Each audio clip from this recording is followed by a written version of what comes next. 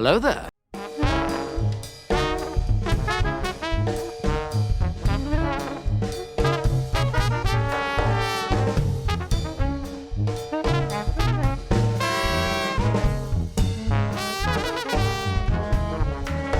Hey, and welcome to another episode of the Who Dat Jedi podcast. This is episode 236 in the year of our Lord. My name's Aaron, and with me are the other members of the Who Dat Jedi Council, Fredo and Dave. Hi, guys.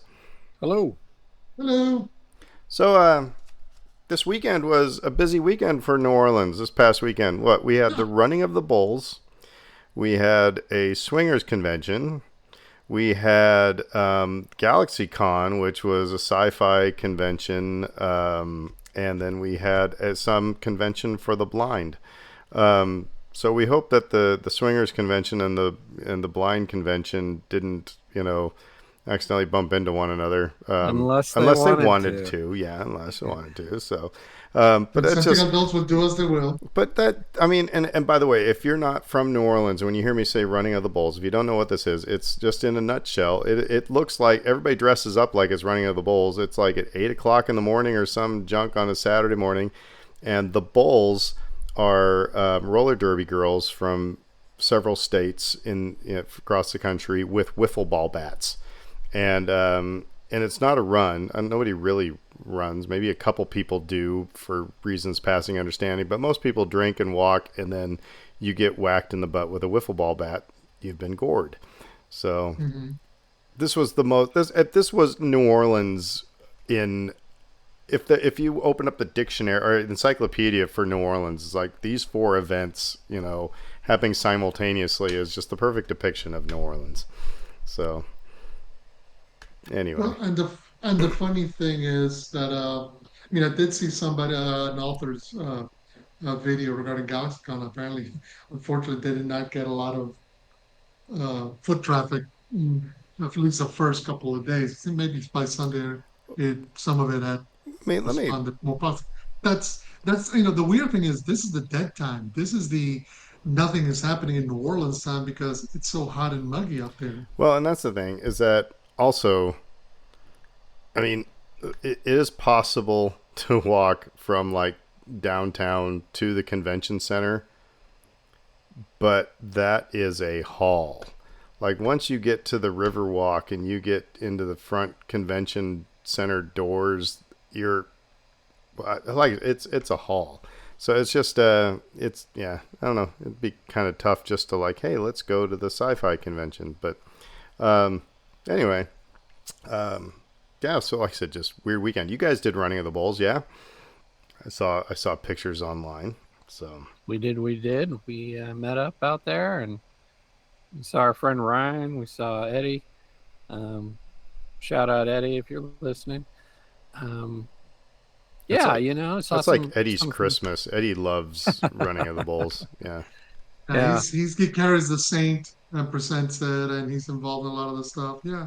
Every time they do the prayer, I always think of with Three Amigos, and when El Guapo is giving the speech, and Chevy Chase is like, and trim the hedges when we rape the cattle. Yeah, it was just anyway. So it's a good time. There was one lady out there this year, the one bull who was just giving it to people, with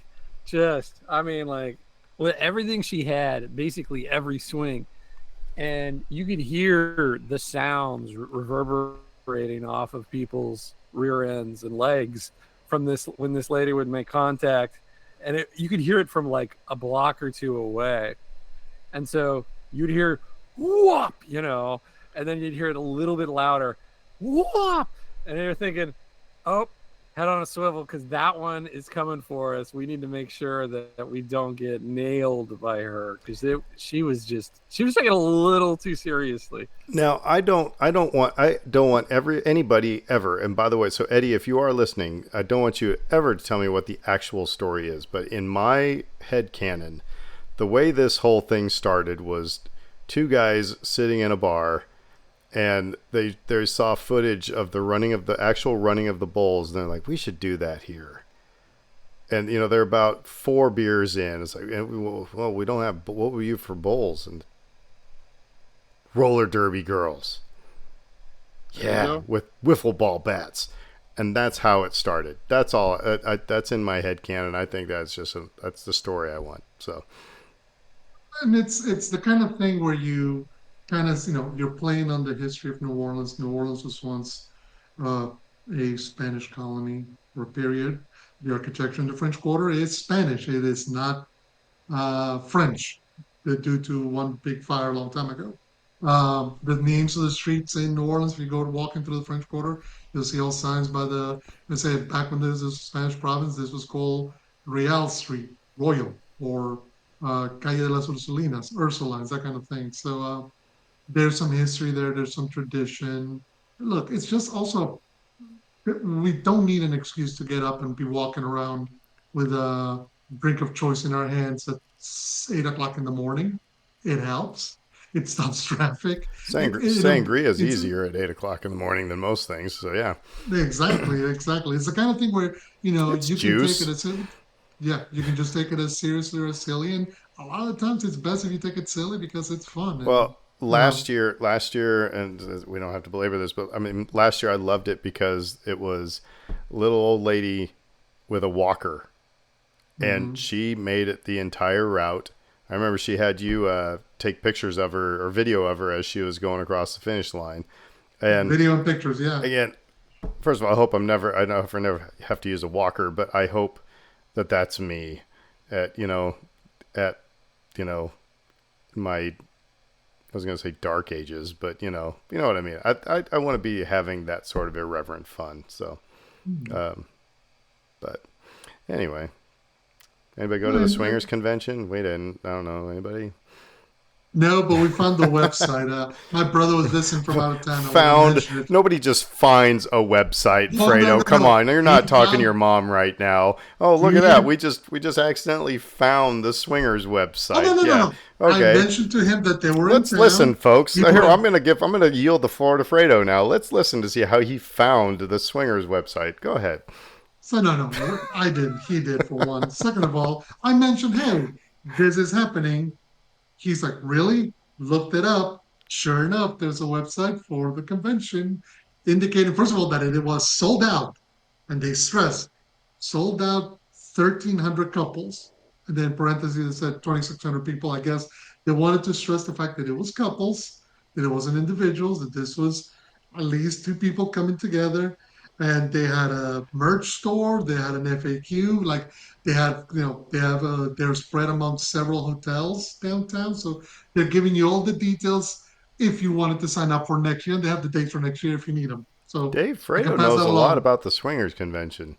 It's the kind of thing where you don't realize you need to be aware of until you need to be aware of. Again, this is New Orleans. I told you, we said this at the top. I don't judge. No, It's all good. Look, what I can just Cynthia do? I just I do like how say, he said they found the website. It's like I will I don't say know. they do have in the FAQ the clear cut warning, please, nothing in the hallways. Mom, I don't know how that movie came on the TV. I mean, Look, all I'm it gonna was say just is, there when we got here. you ever read war warnings, posted somebody go, somebody did that once. I have one last thing to say about this. I hope that the custodial staff gets overtime for cleaning up after the swingers convention. Oh man, yeah.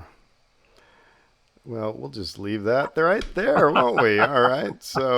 Um, so anyway, tonight we got a bit of news to talk about, and then we are going to Dave. We mentioned it last week that Dave had read the book Lost Stars, and we didn't have enough time for him to give his 2 cents on that, so we're going to yield the floor to him for that one, and then we're gonna this is also kind of Dave's idea and got us all thinking about things. We're going to talk about just Obi-Wan Kenobi in general as a character. Like I said, we have some thoughts. But first, trivia. Oh, by the way, speaking of that, Obi-Wan Kenobi, I was listening to the Pod of the Rebellion, the Star Wars Rebels podcast listening to their latest episode this morning, and they had James Arnold Taylor as their special guest, talking about, as they're recapping the first season of Rebels. I'm just like, this doesn't make much sense, but okay, I'll listen to James Arnold Taylor. He's the voice of Obi-Wan. And that made me realize that he's actually been Obi-Wan Kenobi longer than anybody. Mm-hmm. And I bet he's probably number 3 on a lot of people's. He's probably third rung because of the animation part of it. But we'll talk about that maybe a little bit later. But yeah, it was a good podcast. I don't know what it had to do with Rebels, but it was good. Trivia. Oops. Might need glasses for this. So, all right. Fredo, to you first. Who sits next to Luke at the briefing prior to the first Death Star battle? Ooh. Who sits next to Luke at the briefing prior to the first Death Star battle? And there are 2 answers to this, and you get bonus points for the more correct answer. I'm gonna take a stab in the dark and go Wedge and Tilly's. Okay, that's the correct answer. But the more correct answer, do you know what it is? More correct answer. There's a more correct answer. It's fake Wedge. Oh, that's right. Because fake Wedge, I was thinking because Wedge in the Dennis X-wing Lawson. pilot is Dennis Lawson. And Wedge in the briefing is a different dude. So because he looks at different nose, different and he speaks differently than Dennis Lawson, which is why at first I was like, is that really? I mean, I knew for one it was the Wedge was in there, but anyway, not surprised. and go ahead, Dave. Go ahead. I was just gonna say that's one of those mysteries I may never unfurl for myself. I'm comfortable enough knowing that there were 2 guys, but I could never tell you which one is which.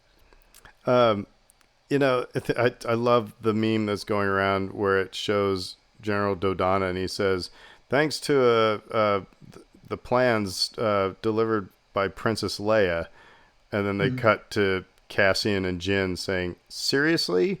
Bruh." I mean, we talked about it before. There's probably a lot of ticked off people on Yavin 4 at that moment. But anyway, all right, Dave, to you. Who is Qui-Gon Jinn talking to when the Sith probe droid first spots him? Who is Qui-Gon Jinn talking to when the Sith probe droid first spots him? I got no idea. I'm gonna guess Watto. That's a good guess, because that is correct. It is Watto. Yeah. By the way, before we get to my question here, I found myself, because I was listening to another podcast, and they mentioned that we're probably going to get, Maul Shadow Lord next year, right? Mm-hmm. Yes. Just a quick elevator answer. Do you think Darth Maul is a carry an entire series type of character? Because that's never what he's been on any of Clone Wars, Rebels, anything else. Is this going to be like if you try to have Rodney Dangerfield do too much, like Back to School versus Caddyshack? I don't know. Is it going to be too much Maul? I don't think so, because I don't think there was too much Rodney Dangerfield in Back to School. Hot take. There you go. All right. Yeah, I think it's a fine line to thread because on the one hand, you're right. I mean, it all depends on the tone because he's the lead. It's not the antagonist. He's the protagonist. So how much are you going to lean into exploring his past on Dathomir, his past with Sidious? We know where his journey from the bottom of the shaft on Naboo to standing on Mandalore, but there's other elements of kind of what we've seen. So it's going to be interesting. Yeah, I'm looking forward to it, but I'll be gauging our kind of taking our temperature as we watch these when they come out, because I think it is a good possibility that it's like All right, this is maybe a little bit because he's so dramatic and over the top a lot of the times that it just might be like. But again, cast characters, who knows what's going to be there. Okay, so I digress. To me, my trivia question: who does Jabba's chief droid call a feisty little one? Who does Jabba's chief droid call a feisty little one? That would be R2D2. Do you know what Jabba's chief droid? I didn't know that it was his chief droid, but okay, whatever. But it was 8D8. No, not 8D8. It was Eve 99. Sorry. 8D8 was the one torturing the power droid because power droids can get their feet burned. Didn't really realize that. All right, well, news. Yeah, which that whole scene was a bit dark, but then again, You it's know, keeping with all the 80s aesthetic. that scene went by me for probably 35 years, never having an issue. Like, yeah, he's torturing the poor droid until somebody pointed out that you're not going to be able to hurt a droid with fire on its feet. But then you also hear screams. Well, that the droid is screaming, Yes, and it's like, oh, all right. Anyway, so that droid has pain receptors. I guess so. Okay. which opens up all sorts of doors and cancel wars we don't want to get into. So anyway, the news. Let's start with the happy news, and let's start by wishing a happy 83rd birthday to Han Solo, aka Dr. Jones, aka the President of the United States, aka General Thunderbolt Ross. The one and only Harrison Ford turned 83 on Sunday. Here's a quick trivia question for you all. How much has Harrison Ford movies grossed? Oh, Would you jeez. say? Oh God, I don't know. Worldwide or Yeah, United? at all time, yeah, all time worldwide. I'll give you a hint. He ranks 26 overall in the list of 50th highest grossing actors of all time. That's a biased list, and I'll explain why in a moment. I have no idea. So Harrison Ford, Dave, any stab in the dark? It's the billions, by the way. We're talking billions. That's what I was gonna say. It's gonna be a few billion at least. Mhm. 4 billion. $8.174 billion Wow. dollars. Now, I said he ranks 26. If you look at the list, it basically covers the entire MCU. No, that's what I was So, gonna say. It's like because everybody was in Endgame, so there we go. Plus so their like, plus their own, show. Yeah. the number one is historically has always been Samuel L. Jackson, which I'll excuse because Samuel L. Jackson's been in everything and has been acting for like 50 years. So like, fair enough. But then you have Scarlett Johansson, Robert Downey Jr., Zoe Saldana, Chris Pratt. It's not to get to six with Vin Diesel and Samuel Tom Cruise that you go two actors. Oh no, Vin Diesel was Groot. So once you get to Tom Cruise, that you go somebody not MCU related. And I'm like, it feels kind of shenaniganish to be giving them all individual credit for. Yes, you were in Endgame. Yes, you were in Infinity War. Realist. Okay, Robert Downey Jr. You get credit for that, but how much credit are we giving Vin Diesel for Endgame? All the credit. I know. So anyway, happy birthday, Harrison Ford. He, like I said, turns healthy and happy 83. Still acting. He's he just saw Captain America: New World. He's coming out with a new season of Shrinking. So he's happy and working, being his grumpy Shrinking's self. very good, by the way. I don't know if you guys watch that, but I like that show Hmm. a lot. And he having a ball. Him and Jessica Williams. They have the best friendship relationship. Moving on right quick, it was announced last week that George Lucas is going to Comic Con for the first time ever. So he's going to head on a panel at the Lucas Museum of Narrative Art alongside Doug Chiang, Queen Latifah, and Guillermo del Toro. So it's going to be a panel exploring the power of illustrated story, and it's going to offer a sneak peek at the new Lucas Museum of Narrative Art. Queen Latifah is going to moderate the panel. It's going to take place Sunday in Hall H in the famous San Diego Convention Center. So it's interesting. I mean, George rarely does interviews, especially now. Like ever since he sold Lucasfilm, you'll get him here, there, and everywhere, but not really out big speaking in public. I, I I can't imagine he'll field any questions. I was gonna say I don't think he'll sign one thing either. Um, Right. would you? Maybe not through the side door. Would I don't know that would be interesting though. If I that might be something I would um, break out the credit card for is to get a George Lucas to have him sign something. Even though he's not going to be doing that 100%. So, um, but yeah. I'm trying to think, and you might know this, Aaron, way better than I do, because he really, I mean, like I said, he doesn't make it to any of the. I mean, he's not made it to a single celebration that I can think of. I can't think of anything that's actually No, autographed by George Lucas. he was at Star Wars Celebration. I think when his anniversary of New Hope. Okay, Um, okay, that's so incorrect. But like I said, I can't think in terms of like autograph stuff. I don't think I've ever seen anything that's officially autographed by George Lucas. Like I don't the know. actors, yes, the crew members, the creatives behind the scenes, yes, but something like maybe his script, maybe at one point. But I can't even think of anything that is. Yeah. Oh, okay, I got a Star Wars, I got a Stormtrooper helmet signed by George Lucas, kind of a thing. So anyway, but yeah, he's going to be there. They're saying it's interesting. The first Star Wars panel was held in 1976, a year before the movie came out, but that one only featured the makers of the comic book that was coming out with from Marvel. So it's interesting. It's like they've had actors, they've had behind the scenes people, they've never had George, and now he's finally going.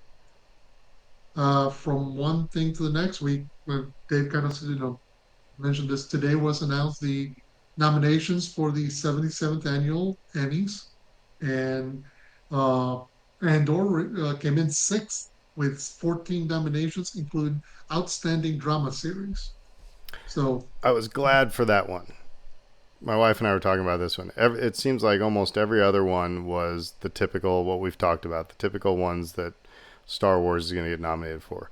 I was glad for the outstanding drama, and I mean, that's going to be probably a tough road to hoe, um, but it's well deserved. Um, yeah, the 'cause thing we didn't talk I'll give about you, though, it got nominated for best music. mhm. I'm going to tell you, I couldn't hum for you um, a song from Andor's Andor. theme. And what's the original? There was best original song or something. What was? I'm guessing the Miyamo's club wedding No, it bop.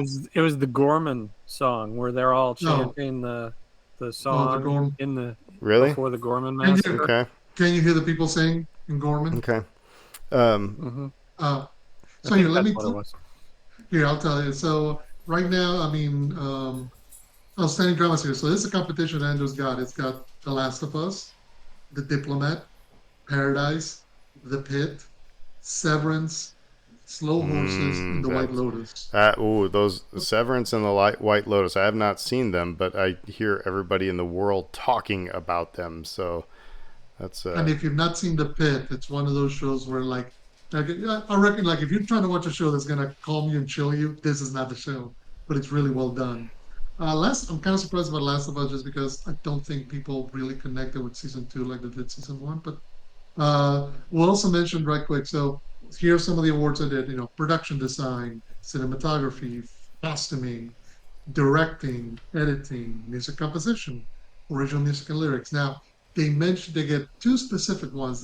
They get Forrest Whitaker for guest actor for playing Saw Gerrera and voiceover performance for Alan Tudyk. So, of all the actors, those are the two actor nominations. I mean, and then outstanding writing for drama series, which I think it should win. But some of the other genre shows, stuff like The Acolyte got nominations, Agatha All Along got nominations. Um, whatchamacallit, well, and yeah, and actually, speaking of Harrison Ford, he got nominated for an Emmy nomination for Shrinking. So, He's very good in that. He's so good in that.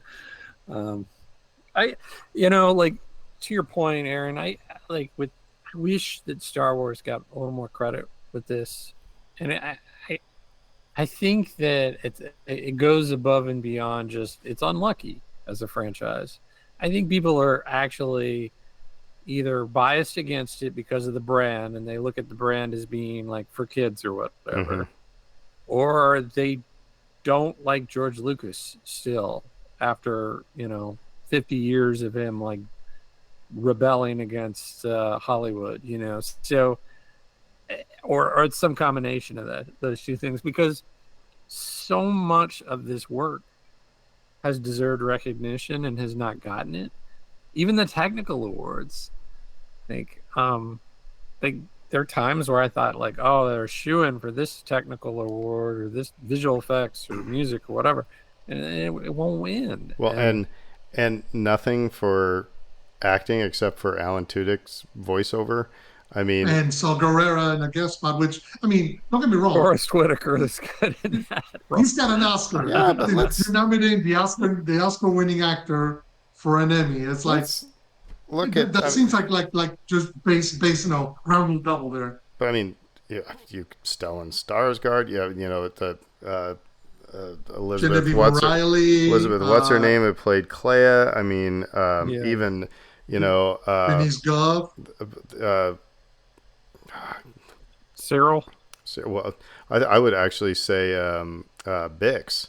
I mean, Jonah. so yeah. I mean, and we are slightly biased as well, but I think you're right, Dave. I think it's like, oh, it's Star Wars, so it's like, oh, that was nice. You kind of get that, oh, nice job, but it's Star Wars. Yeah, it gets the little pat on the head, and then they move on. And I'm happy that it got nominated for writing, direction, and outstanding drama series, because I think it deserves those things. I don't know, gun to my head, I'm not sure I would say it's my show this year, because The Pit is phenomenal. I loved that, but I think it deserves it. I mean, again, we're biased, but it's good to see. It's good to see that it at least got some nominations here, because it freaking deserves it. That's all I'll say about that. Well, I'll jump right quick to the next bit of news, because a few days before, the Television Critics Association also announced their awards, and Andor was nominated for Program of the Year, Outstanding Achievement in Drama, and they nominated Diego Luna for his performance. Now, of course, he's also sandwiched in between the likes of Kathy Bates, Adam Scott, Noah Wiley. So again, they didn't make his road to win anything there, and he's here. But it shows that it's interesting, because I wonder if maybe Andor, at the moment it did, maybe the conversation hadn't settled on its quality. Like, people are still kind of coming to grips with the idea of this is more than just a quote unquote a Star Wars show. So they were able to recognize that it's a good show, but maybe they didn't get a chance to dissect it and analyze it. Because, like, for example, The Pit, which I think we both agree with, Dave, but that came out 6 months ago. That was all anybody could talk about around the holiday season, which is when it was dropping. So I sometimes wonder if it's stuff like this kind of gets lost in between, by coming so late. Like, people think, oh, that we'll talk about it next year. But again, that's kind of the risk. I mean, every network is putting out its own stuff not to get nominated, but because, like, Disney Plus has its release schedule, they know where to want to put stuff in order to get maximum return, and that's what matters. I want to say that Andor season 1 came out in 2022. So people had 3 years to figure out that this show is high quality, right? I mean, there's no reason for them to be like caught off guard by it, or think, oh wow, it's suddenly a good show, because it was a good show 3 years ago. I agree. Yeah. It's one of those things where it's always going to be fighting against the tide, just because shouldn't always be that. shouldn't always be that Oh, way. Like me. you said, yeah, you said it's always going to be that way, and I was like, why? Like, what is it? Like, I know that sci-fi has a harder road in general. It's not just Star Wars, so I know that, but we have seen good sci-fi honored, awarded, rewarded, etc. Um, and I think this is excellent sci-fi. So I don't know. I would agree. So, speaking of another potential show, and speaking of Paul Guerrero, Bo Willimon, one of the writers behind Andor and the creator of House of Cards, was doing an interview regarding some of the projects that he's been into, and somebody asked him about writing, which character did he like to write. He said the character he liked writing the most was Saw Gerrera. His reason, he said, I've got to go with Saw Gerrera because you get to write these grand arias, and he's so wonderful, wonderfully and deliciously insane. And so he says, Andor explores what it means to truly sacrifice everything for a cause. But then when they ask him about a potential spin-off show focused on Saul, he said, I mean, currently Bo Willimon is writing James Mangold's Dawn of the Jedi movie, so he's got a job. He's not going anywhere for that. But then they asked him, would you be interested in coming back, maybe making a show about Saul? And he says, quote, I would always be down for that. I've had a blast working on Andor. I have my handfuls with my current commitment with James, so that's my first priority. But the answer to that phone call would be Abso McClunky Lutely, I would. So would you want to see a Saul Guerrero show? Remember what I said about Darth Maul? Mm-hmm. Same concerns. Now, if Mm-hmm. it was young Saw, if it was young Saw, then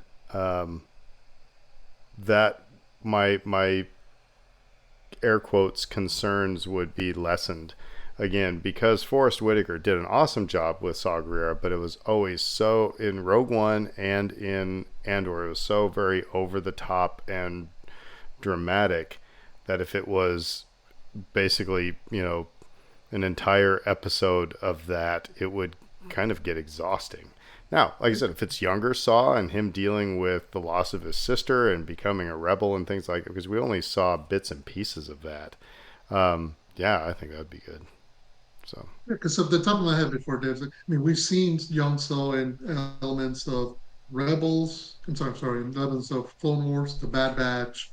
Uh, he has appeared in uh, the Jedi Fallen Order and Survivor games. So there's elements where you can see kind of trace his path from really believing in the idea of overthrowing the Empire to kind of the anarchist that we see him at the end when we meet him at the end of Andor and Rogue One. So I wonder if it, because you're right. I mean, can you imagine 8 episodes of season 2 of Andor, Saw Gerrera, talking about his favorite sister, the collection, Huff and Rhodey. uh, Yeah. Coven Rhodey. Yeah, come on, you're here, you're alive. Come on, let's do another line. That's pretty Say good. hello to my little friend. Oh no, no, it's Scarface. I, you know, I basically agree, but I think I'd put it even more bluntly that I'm not sure as a protagonist, Crazy Man works very well. I mean, like there's this whole unreliable narrator thing going on where their perceptions of things you can't trust. And so like they did that in Joker and I hated it. I mean, I thought those movies are terrible, but because if you can't believe what you're seeing, then what's the point? Why am I watching it? Um, and I think I would have that same reaction here. So yeah, I would vote no on full Saw, uh, but maybe only partially insane younger Saw. Okay, well, maybe we could do it that way. Yeah, it'd be interesting. Like I said, it'd be interesting. Uh, Maybe, maybe it'd be more interesting if both, instead of doing like a series or a season, maybe do like a couple, like some like I wasn't even gonna say Ironheart, maybe some like a couple of hours long, to just kind of flesh out further. But here's the other thing: we've explored Saul, and while he is, I imagine he'd be a delight for any writer, even or especially one as talented as Paul Williman is, to kind of delve into the labyrinthing elements of Saul's mind. I wonder how exhausting it would be to I'd watch.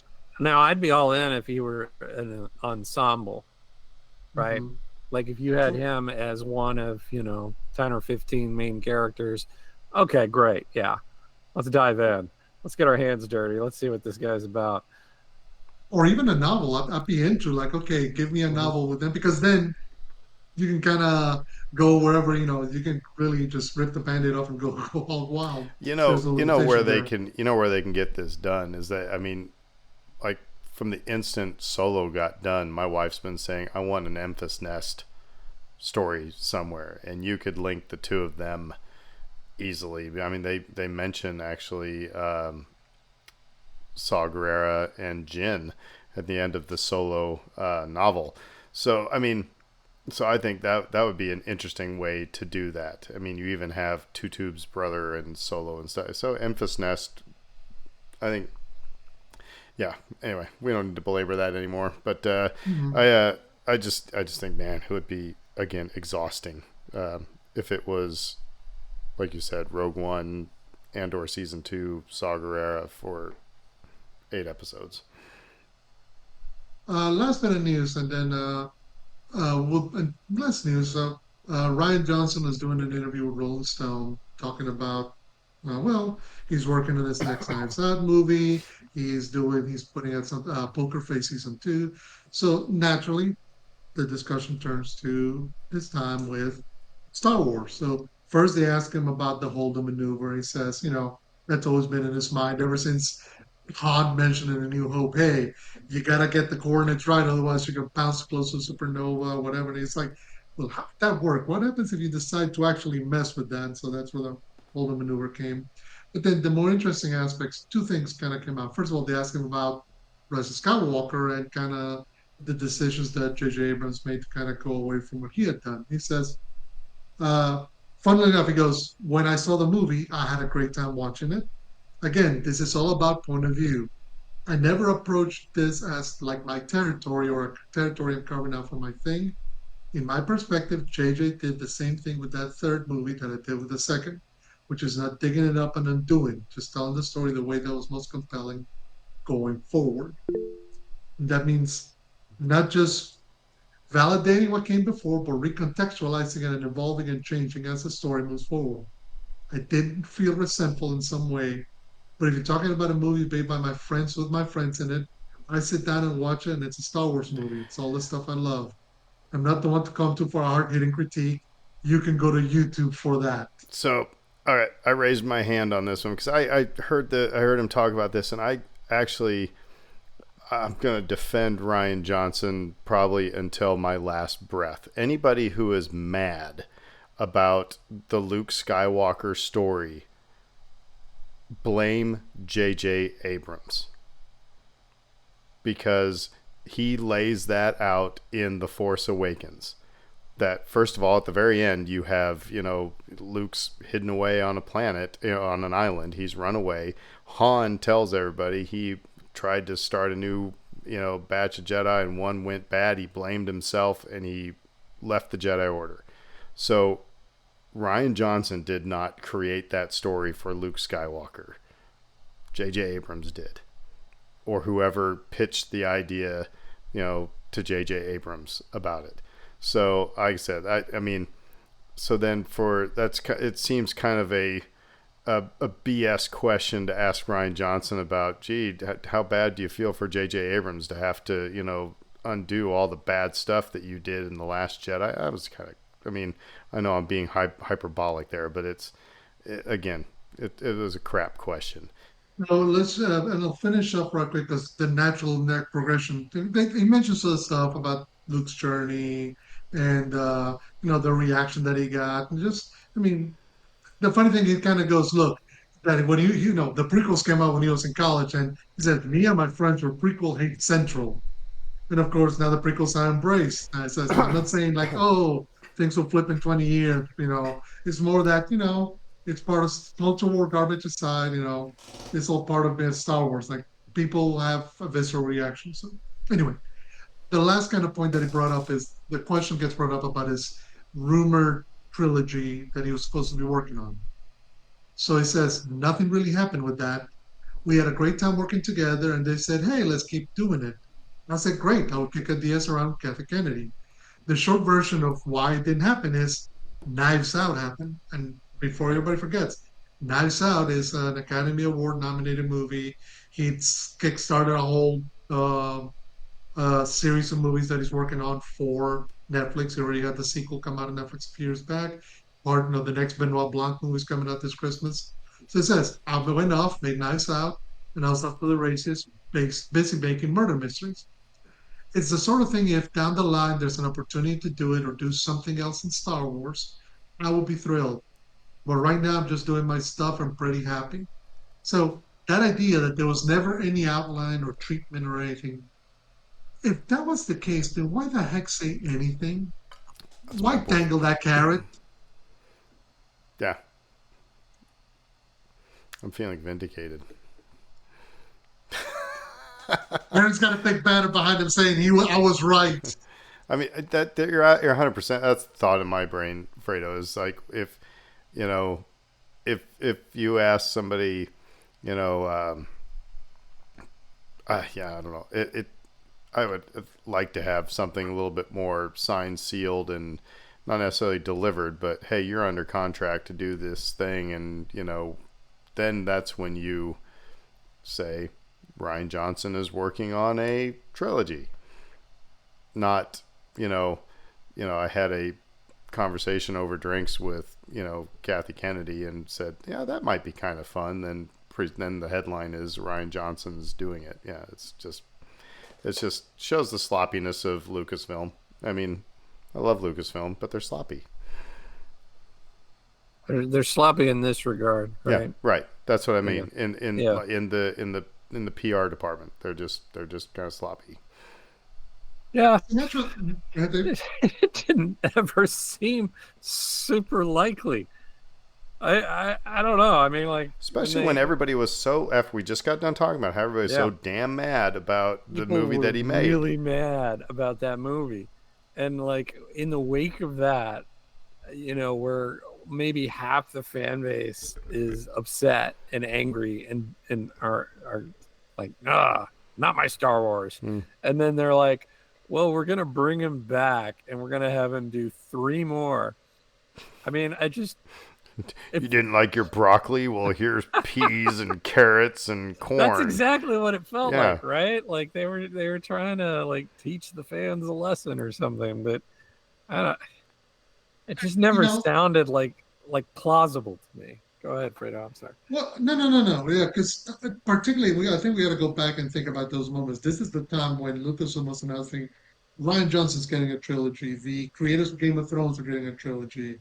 Patty Jenkins coming. It's like you get a Star Wars, you get a Star Wars, you get a, and it's like okay, that was a moment where I think Disney was pushing the idea of we're gonna make all this Star Wars content, kids, and be ready because it's gonna be epic and awesome, etc., etc. Instead of recognizing, don't put the cart before the horse. Make sure you have stuff down, and then start announcing stuff. And in some ways, they're still paying for their sin back then, because if instead they had just said, "Look, Ryan Johnson made a fun movie. We're hoping to continue working with him. If he's got other ideas, to bring him up. But we want to make sure that we got stuff ready to go before we start broadcasting it to the heavens." But they got caught up in that whole we are making stuff. We are in the Star Wars business, and businesses are booming, and that bit them in the butt big time. Yeah, maybe so. Anyway, Here endeth the news, huh? Right. we've run long on this. Yeah. That's good conversations, though. I mean, there's a lot of Yeah, stuff to be said there. So, Dave, you read a book. I did. Lost Stars, and the reason I read this book is because it came highly recommended. A lot of people have read this, have gushed over it. I like some of Claudia Gray's other work, so I thought, let me give it a shot. And I knew going in that it was sort of a YA novel. And by the way, kids, Claudia Gray is in New Orleans. So, Yes, fellow local. I sat behind her when Brittany Williams was doing a book talk at Octavia Books. I sat behind Claudia Gray, and Daniel Jose Older was wandering around too, and Brittany was like, "You should go up and say, introduce yourself." Like, what? I'm a Star Wars fan. Hand them your business card. I'll say, But hey, anyway, yeah. If you ever need And so would a little free publicity, we pay an engagement. yes. Aaron Sobota, professional Star Wars fan. have you heard of the Who Dat Jedi podcast? Anyways, go ahead, Dave. I'm sorry I stepped on you. We know that Daniel has because of his wife. But yeah, no, like I always figured I needed to read this. It was on the to-do list forever and ever. So I figured, now's as good a time as any. And gosh, Master and Apprentice is one of my all-time favorite Star Wars novels. And so I said, okay, I'm gonna read this one. So, and I guess my big takeaway, I'll get into a little bit of the plot, but my biggest takeaway from this is just how oddly relevant it felt after having just watched Andor. And I can't help but wonder if Andor was inspired in certain places by this novel. I'm gonna need a little bit of like what's the back cover of this book say, because honestly I have not heard about it. So it's basically set during the original trilogy, leading into Force Awakens. So that's your time frame. And it follows the story of two people who meet when they're young, when they're kids, on their home planet. And they both have an active interest in flying and in piloting and ships flying around. And the Empire comes to the planet, is, heralded, and everyone's like, woo, yay, Empire. And they both sort of fall into this track of, I want to join up because I want to fly planes. And over the course of the story, the two individuals develop feelings for one another, emerge as ace pilots, and then the Death Star happens and blows up Alderaan. And they have such fascinating different responses to that one incident.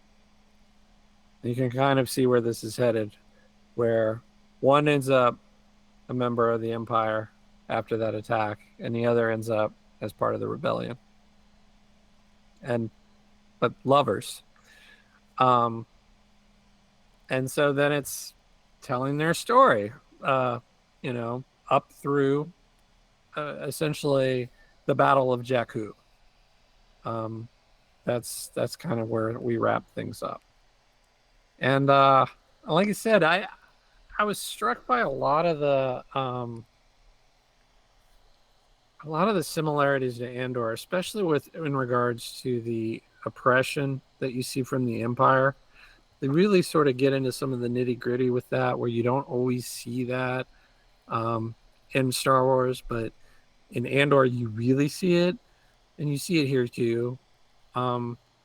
Their home planet gets essentially strip mined, which again is echoes of Gorman, some of the other things that we've seen on Andor. When they join the Empire, they get stationed at the Academy on Coruscant. So you get some of that polite society that you get there, that we also got in Andor through Mon Mothma's eyes, but here you get it some of their interactions with people on Coruscant, and then you see the seeds of the rebellion through one of the characters' eyes. Thane, he has to sort of find his own path once he gets disillusioned, and he kind of I don't know. It takes him a while to come around to this idea that like, no, I'm not just going to get out of the empire and become a deserter, but also I'm going to actively fight them as well. And it takes, I think it's a natural progression for him. But like again, through his eyes, you get to see some behind the scenes stuff of the rebellion, what it was like for them during that time period, post Yavin, um, and just a lot of really cool color for Star Wars fans. And it's a well told story. I think Claudia is a great writer. Um, as I said before, Master and Apprentice is one of my very favorite Star Wars novels ever. Um, and this one is like maybe a half step below that. I mean, it's quality stuff. Um, so I guess like that's where I would land on that. If you're looking for like thumbs up, thumbs down, thumbs up from me. Um, I think it's worthwhile, even if like at the outset you think I don't know if that's my cup of tea. A love story. Uh, it's very Romeo and Juliet, except without the angsty teenagers, right? They're more angsty adults. But it's pretty. Even if you think you might have an aversion to the YA romance uh, of it, I think you might still get some value out of it because of, like I said, the factors that I mentioned that really acted as a wild sort of echo for Andor. And I mean, I've had Andor on the brain ever since we watched it. And so just like reading this, I'm like, oh gosh, yeah, It yeah, it yeah. sounds it sounds very interesting, and I would not have a problem with the romance if that's what the intention was. I have a problem with people shipping things that aren't there. Anyway, so Oh yeah, I wasn't Yeah, speaking to you in particular. no, I know. I was just taking this opportunity to say that's like I said. Yeah, it's because I mean that has happened. I mean, talk about in any country's civil wars. I mean, it's when yeah. So We could also sit here and say that romances in Star Wars are a little lackluster in general, yeah, and this is one of the better ones you will find anywhere in any of the stories. and I was gonna say that's kind of what I was gonna mention is that what intrigues me about this story, it seems like it's telling an actual like war. It sounds more like say something like Gone with the Wind or Dr. Zhivago, a story of star-crossed lovers, people who are on opposite sides of a war that's tearing their world apart. Only in this case, it's their galaxy apart. And we definitely get a lot of that. Not in Star Wars. I mean, it's interesting. You get romances and you get doom romances, and you get like whether you're thinking of Han and Leia, whether you're thinking of Anakin and Padme, or whether you're thinking of somebody like Bix and Cassian. Very rarely does the love story end up well in Star Wars. I don't know why that is. Maybe start looking at that. Uh, but that idea of that this conflict is in the middle of their story, of their love story, can be interesting, and particularly if handled in a serious manner. Particularly handled not in that look. You got to come to my side, and I'll go to your side, and we'll find a way to make love work. No, I mean particularly when you deal with fundamental differences of opinion, like, hey, I want to overthrow the government. Hey, I don't want you to overthrow the government, but I'm okay with the government's more nefarious, fascist-like pertinences. It seems like that element kind of maybe sort of dealing with some of the stuff that we're dealing with in real life. I'm just going to mention, dating sites where certain people of certain political persuasions are whining online about how they're not getting any attention. And I'll just leave it at that. Uh, but it's that idea that, what your beliefs are says a lot about who you are. They make up who you are. And sometimes love cannot conquer all that. So, anyway, I do appreciate the fact that it's a young adult novel. I think, particularly when you get to some of these topics, the audience that you're aiming for matters. selling something like Dr. Zhivago to adults, it's easy, because we're adults. We're somewhat cynical, here, there, and everywhere. But tell, young people, hey, sometimes who you are means making decisions that will close doors and deny you a certain relationship that you're after. Just be aware of that. So anyway, it sounds like a good read. Yeah, I was glad to have spent the time that I did with it. I think again, like if any of that appeals to anybody listening, um, again, a love story in Star Wars, we don't often get to see that. It's at least not done well. Um, and some of these themes that are so present in Andor, and you get to see them again here. Um, yeah, I'd recommend it, especially if you're getting Andor withdrawals right now. Maybe it might scratch an itch. Cool. All righty. Well, you have the. It was. You want to lead us into our next topic of discussion? Hello there. Because this was kind of we born can do from that. something you were thinking about. So. Yeah, like it was. I don't know. I mean, like we had to early on when we were doing this podcast, we did a Han Solo episode at one point. I don't even remember what we talked about on that show, but I mean, other than just Han Solo, um, and I think we haven't really devoted a show to a character since. Just like let's talk about this character, right? And Obi-Wan has become my favorite, and I was thinking about him the other day, and I was thinking just about how he's sort of like this portrayed as this sort of average Joe Jedi, like not particularly exceptional, just sort of run of the mill, and even like again, he says this about himself. I thought I could train you as well as Yoda, or I thought I could train your father as well as Yoda. I was wrong.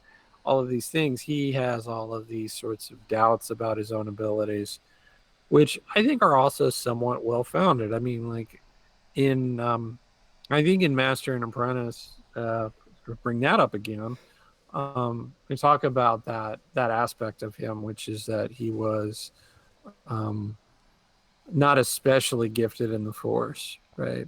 Some people are just that way, but to pair him with Anakin was always sort of this interesting thing because Anakin, super gifted, most gifted ever. Obi-Wan, just sort of average. And yet the power dynamics between the two and how they have to navigate that has always been a really interesting thing to me.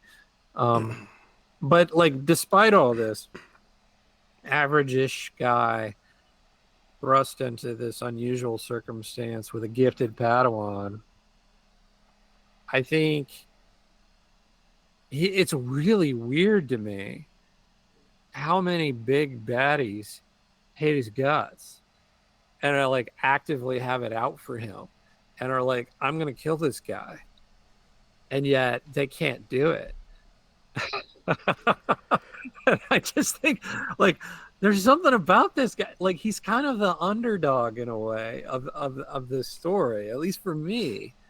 And that's kind of like how I read him. And that might be part of the appeal for me personally. Like he's not the best, but he tends to find a way to just sort of get it done, get the job done. And then again, like all of those different fascinating relationships he has with so many different characters, good and bad. I figured it was good fodder for a potential short discussion on one of Star Wars' most important characters. The thing I was thinking about when you first brought this up in our text thread, because I think you said like why Palpatine though didn't like go after him, Dooku didn't go after him, and my first thought, he's really probably the most incorruptible, did I use the right word there, incorruptible Jedi. I think he's the most faithful. I think he's follows rules, kind of to a fault. I I think that's why he was probably a good pairing with Anakin. You know, even though it was set up for us that Qui Gon made me promise that I would train him.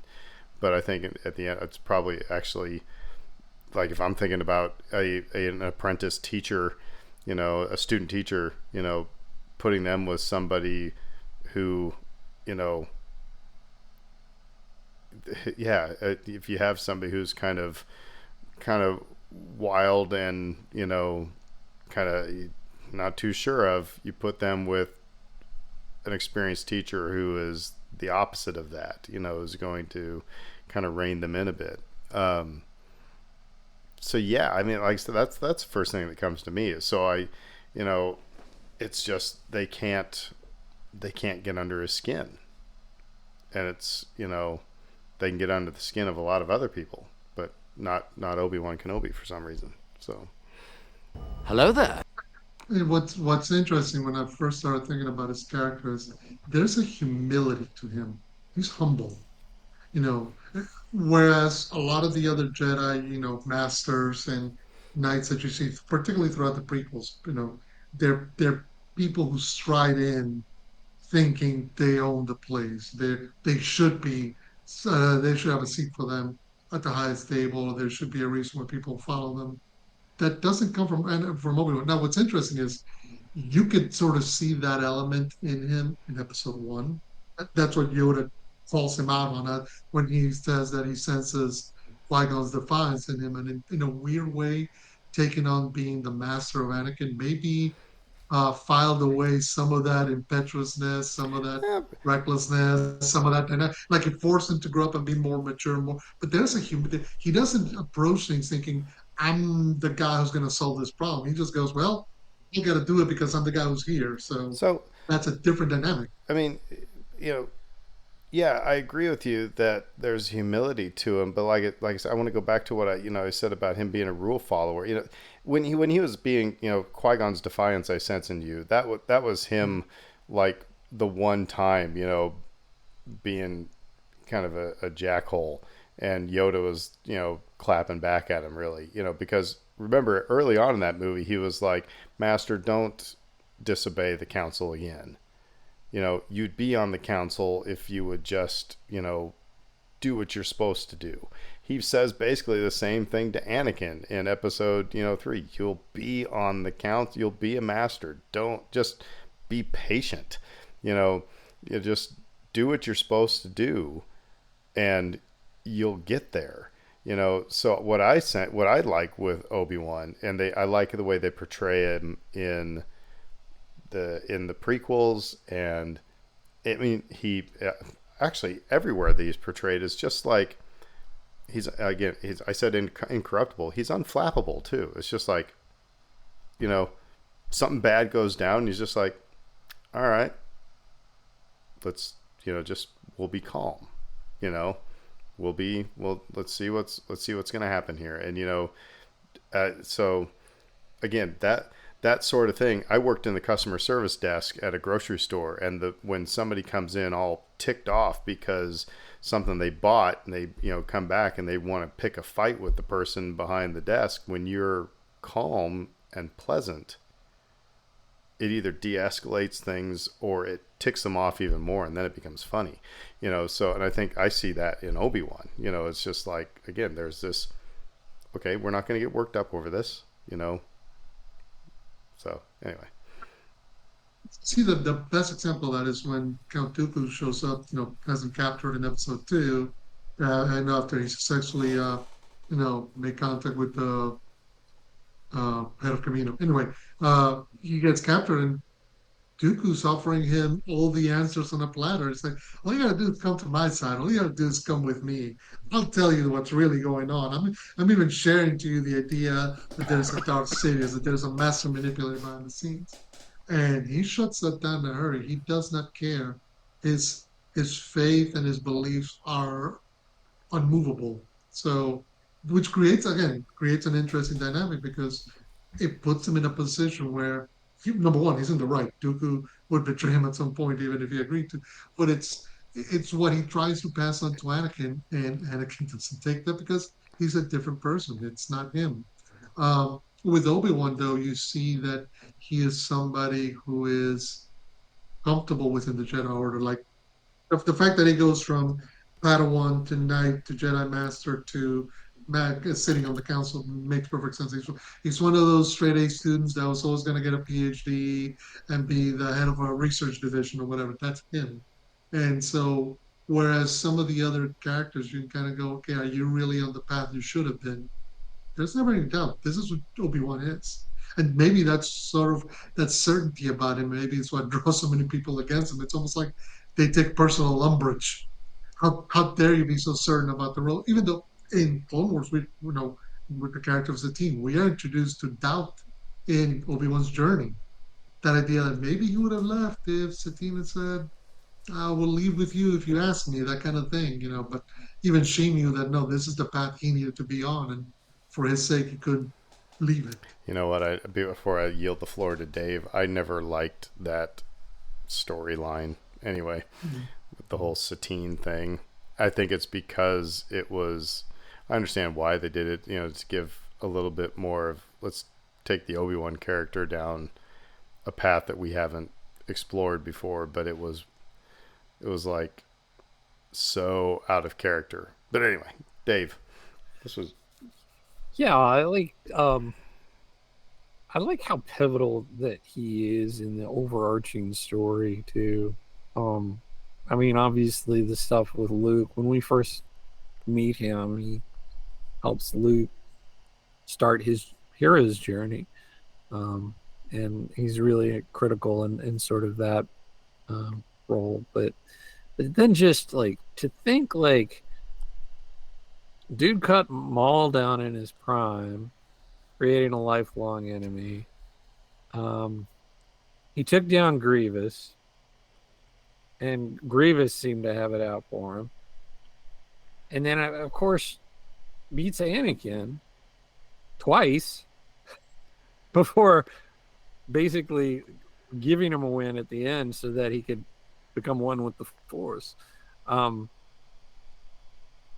I just think that it's so, again, like it's so compelling a story because like he's not as talented as these other Jedi's, and um, that's reinforced when Yoda's like, "You cannot take on Sidious. No, I got to do it. You're not powerful enough." And then you see it at the end of Attack of the Clones too, where he and Anakin just get cut down by Dooku. Dooku mauls him again at the beginning of Revenge of the Sith. So it's like you see it. He's not, he's just not the well, best. and that was the thing. Yeah, I mean, you just you reinforce what I said when I said he was Yoda is incorruptible as well, but he's Mm-hmm. twice as powerful as Obi-Wan. So yeah, that was I never thought about that. Of well, they were the kind of thought they were the last two, but it's like even if they weren't the last two Jedi, it'd be those were the two I'd put up. But yeah, Yoda's right? the lead and Obi-Wan's the backup. So, but So you get a point of, the movies and the series emphasize in terms of force ability, he's not the top guy. That's Yoda, or somebody like Anakin has more force abilities because of his connections with the Force, his midichlorian, whatever you call him.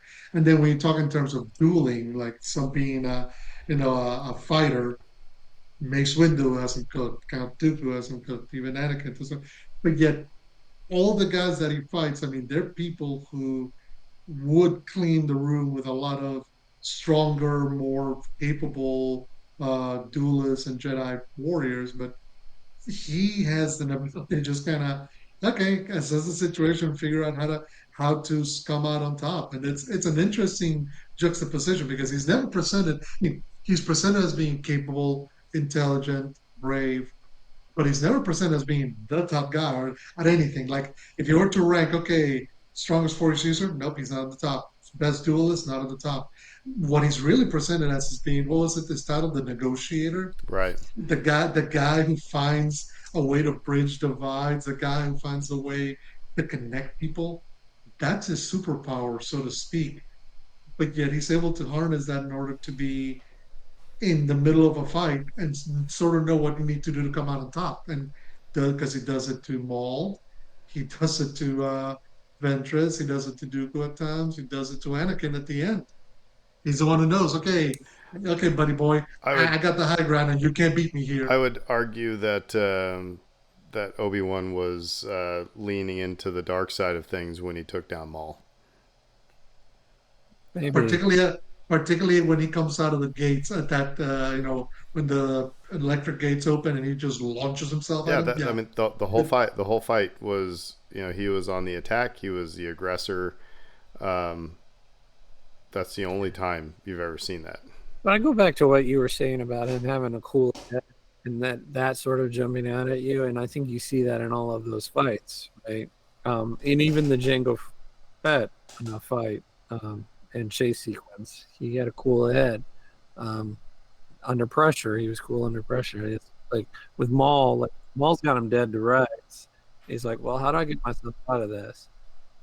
He doesn't just accept his fate. He figures a way out of it. The Django Fett stuff plays the cat and mouse game that he needs to do to stay alive. Gets um, Grievous like deal was going to overwhelm you with four lightsabers and spin them at you and distract you and intimidate you, and then you're going to go down. And that plays right into Obi-Wan's hand. Basically, he's not going to be intimidated. He's going to keep a cool head. And then of course with Anakin, it's like he he didn't underestimate his power. He kept his cool. Um, and he gained the high ground. So like there you go, right? Um, but like I don't know. I mean, I've always really liked him. I liked him when Alec Guinness played him in the original trilogy. I thought that role was so well defined. Like he just sort of like made that wizened old master role his own. He just crushed it. He nailed it, right? I always found it so compelling as a kid. As I got older, I gained more and more appreciation. It seems so natural, and when you see Alec Guinness being, interviewed, that's the feeling you get from Alec Guinness. It's not he didn't really have to act. I think it was him being him. Um, Yeah. yeah, I don't know if that is. Um, yeah, I don't know. I don't know if you were to cast that today, you know, that'd be kind of tough. I was over the moon with Ewan McGregor taking over. You know, Right. especially into episode 2 and episode 3. Um, and like I said, I thought it was great casting for that. Like I said, I'll be honest. I am not actually the Obi-Wan in the Clone Wars gets irritating and snobbish and kind of I don't know. It just an element that is opposite of what Alec Guinness was. Mhm. That it, like I said, but and maybe it's meant to be that way because that's maybe that, we get a little bit of that in Attack of the Clones with Obi-Wan being kind of condescending to Anakin. But it's just like there is so much condescension and arrogance, in the Obi-Wan character in the Clone Wars that it gets, um, sometimes I think it's taken away from the character a little bit. It makes me wonder if Filoni wasn't a fan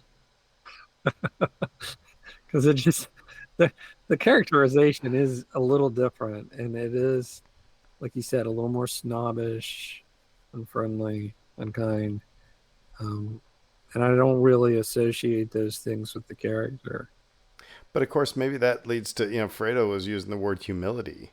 You're taking, I think, that from the episode 4, 5, and 6, and maybe even the The one series. from the Disney Plus series. It's and after he saw what his arrogance and snobbishness, and yeah, how he failed, Anakin.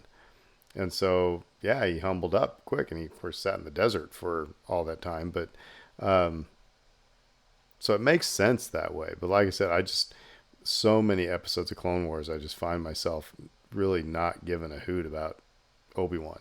So, I'm glad you brought up the series too, because I really enjoyed it.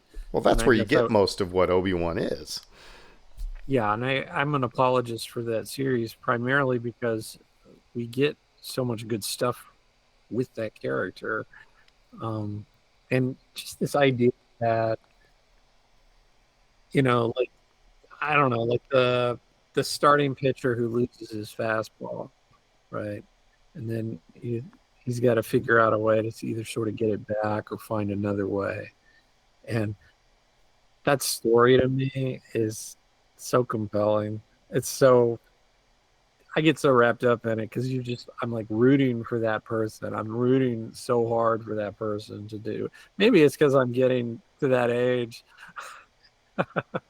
where it's like, okay, you still got it, Dave. You can still do Well, some things here. But well, the the you're jabbing at me one time on the podcast, and yeah, that whole line of those who can't teach, you know, yeah, uh, I mean, not every music teacher out there was first chair of their instrument and every. I mean, and again, well, we look at Sean Payton as he yeah, he That's was the not quarterback. he was a quarterback, and let's it's okay. I mean, he was a scab quarterback, and he was coaching Drew Brees, so it's like Obi-Wan, yeah, he might be third chair, third trumpet, but he's the guy that you want leading your band. He's the guy that you want leading your section, because it's so that's because of all those other factors besides just pure force ability. And it's one of those aspects, again, we when we think about by the way, today's one of still being able to do this, it's just like, spend 18 years in the desert, you'll age up real quick. yeah. Actually, not even 10, because, between the end of the Obi-Wan miniseries and when we next see the character in Rebels, when he's facing Maul, that desert took a toll on him. But there's a sense of recognizing that this character in many ways embodies a lot of what Star Wars teaches and Star Wars passes along. And there's a reason why he's the old crazy old man in the desert that Luke finds and takes him on an adventure. He's the old wizard, but archetype. But getting to know how he became that has been such an interesting journey. I was just thinking as we're mentioning Ewan McGregor. I mean, you cannot even think of an actor you could get right now that could have done as good a job as Ewan McGregor did in 1998 through 2005 in connecting that young character, Obi-Wan Kenobi, with old Ben that we meet in episode 4. And it's a testament to his talent that, again, I can't think of anybody. No, when somebody tells me who's Obi-Wan Kenobi, it's him. And it's an amazing thing that he did. Of course, it's interesting.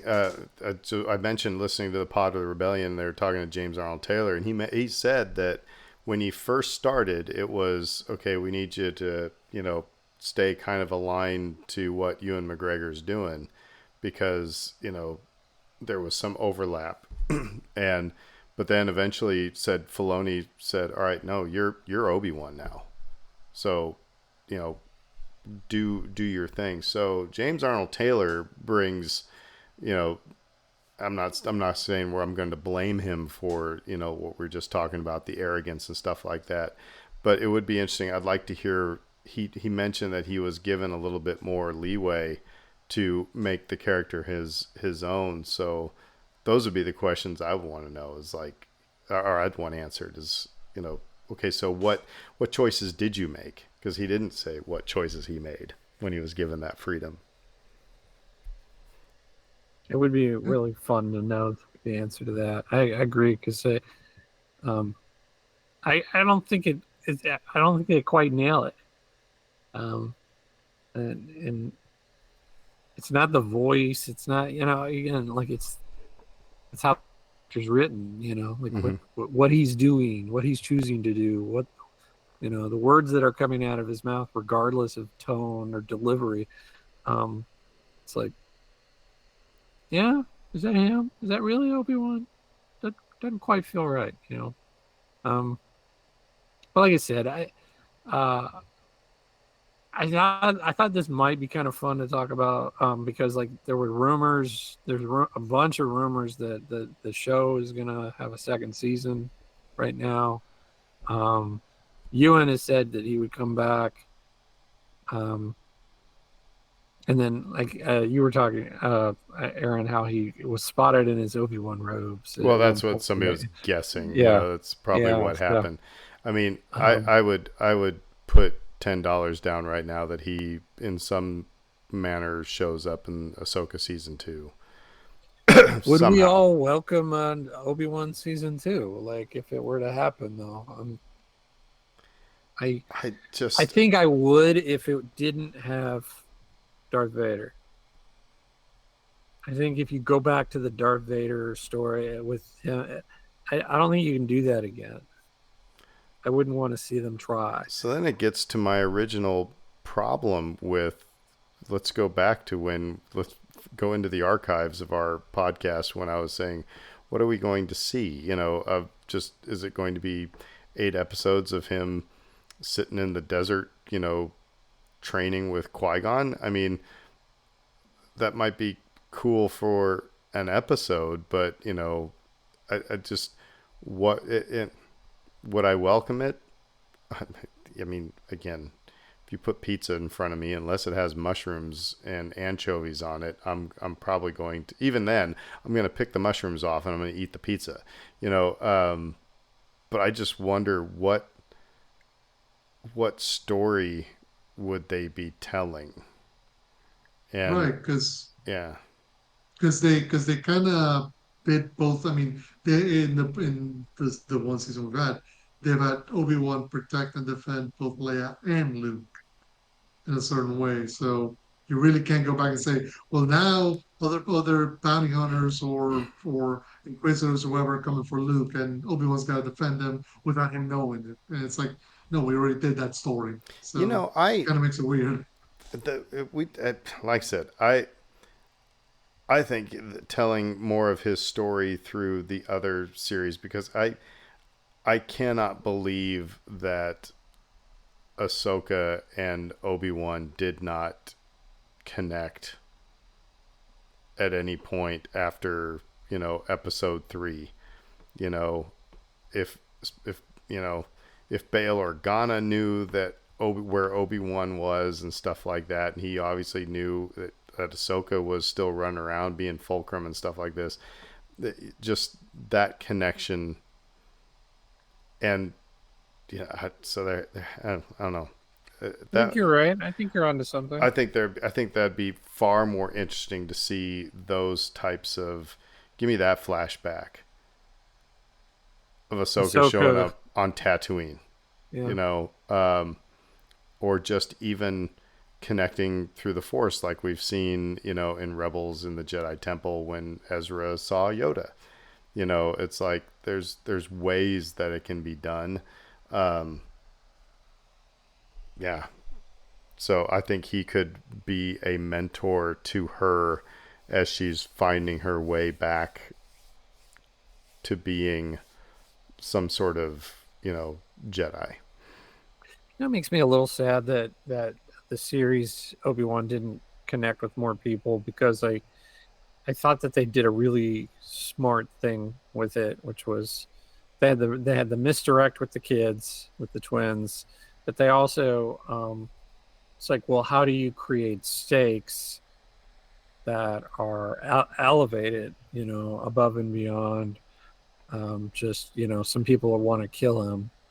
It's like, well, okay, put put those two, the chosen kids, put them in peril, and so now the stakes get raised quite a bit. And I think that was a really smart decision. I think it added to the tension quite a bit. And so, like, if they were to come back with a season 2, you can't. I don't think you can do that again. And I don't think Darth Vader can be the bad. You could do something with Maul, I guess. Um, You but got that whole episode at the end of Rebels when Maul goes, "Look what has become of you." So right, I mean, now it maybe would you can have have Crimson Dawn, but right. again, the Maul couldn't know. So you end up in a weird dynamic where everything about his journey at the end of the Obi-Wan miniseries says he is now in the desert, learning how to connect with the Force through Qui-Gon, and he's watching over Luke.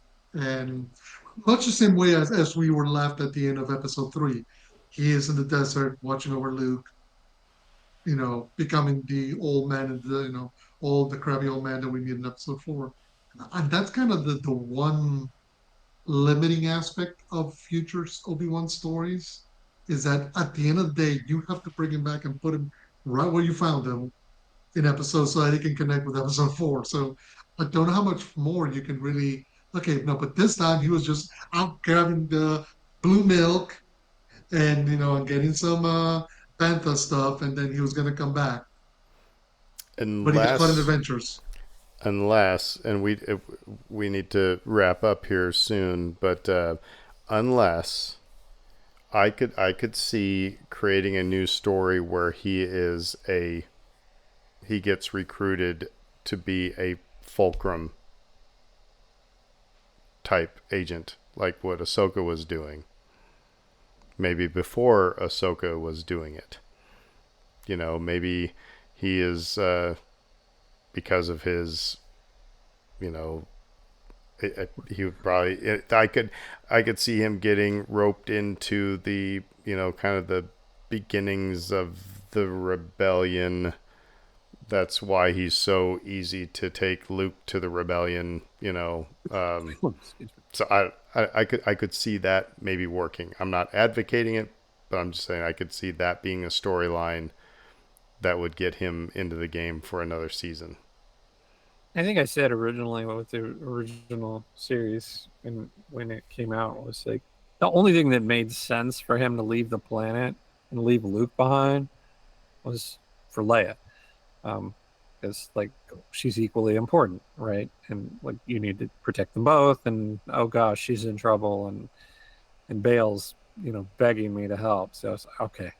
Um, and I guess like if Leia needed him again, or if Leia asked him, like, we need you for this mission. Um, we need you for X, Y, and Z. And over the course of that story, if he were to encounter one of his old foes, such as Maul, um, I could see it. I could see it working. I think there are stories out there, but again, like to Freda's point, it had a nice, tidy bow on it. Yeah. At the end of Again, I'm not advocating for it. I think there's better ways that you can get some more Ewan McGregor and Obi-Wan in your life, by some of these other series that are out there. So, but anyway, yeah, Obi-Wan, good. He's good the man. topic. I will say the two worst things in the world is when Satine would call him Obi, and Jar Jar would call him Obi. It's like I hated that. Hated that. So Obi. anyway, so with that, we will say who dat. Yeah. Who dat? Everybody have a fantastic week.